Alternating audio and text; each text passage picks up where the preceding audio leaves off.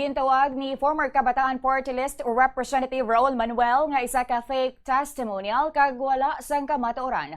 Ang alegasyon sa iya sang ex-Marines nga nagbaton siya sang maleta nga puno sang kwarta. Ini matapos nga malawagan liwat ang iya pangalan sa ginpatigayon nga hearing sang subcommittee kahapon nga adlaw sang Blue Ribbon Committee nga ginapangunahan sang Cayetano Block. Matandaan nga nalakip man ang pangalan ni Manuel sa apat kay Ilonggo lawmakers nga yara sa affidavit sang ex-Marines sang nagligad nga Pebrero kung sa diin ginaligar sang amo nga ex-Marines nga ginsugo sila nga mag-escort kag mag-deliver sang lain-lain na kadakuon sa mga maleta sa mga kongresista. Sa interview sang Bombo Radio kay former Representative Manuel, iya ginpahayag nga isa lamang ka propaganda ang ginapalapta sang ex-Marines kag wala sang matuod nga basehan ang mga alegasyon nga ginahaboy batok sa ila. Sunod-saan ay kongresista wala sila nagapamulitika para sa personal nga interes, apang ini nga ex-Marines ginadivert lamang sa mga ini ang atensyon sang publiko bangod hindi nila gusto nga magpadayon ang impeachment trial batok kay Vice President Sara Duterte.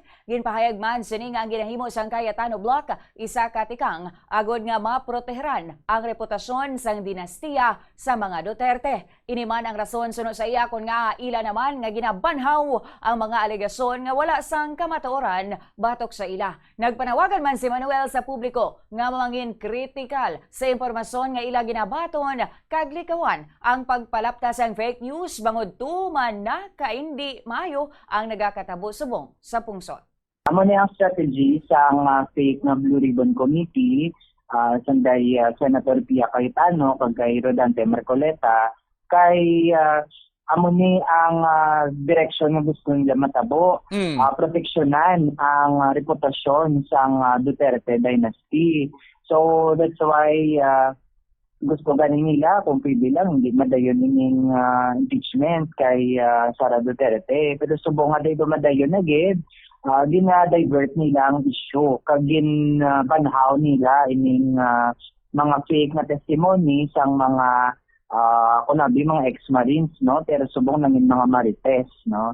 Iti building up na nila sang una last time months ago ang masini nga mga testimonial ko nila galing do man tupa subong nga do dikit na naman sila amo na naman ang bala nila.